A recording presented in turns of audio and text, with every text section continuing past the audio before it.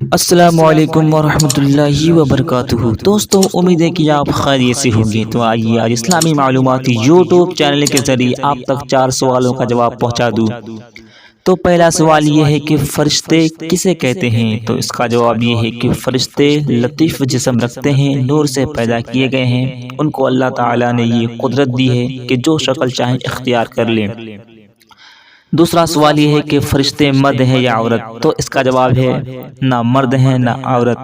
تیسرا سوال یہ ہے کہ کیا فرشتوں کی پیدائش آدمیوں کی طرح ہے؟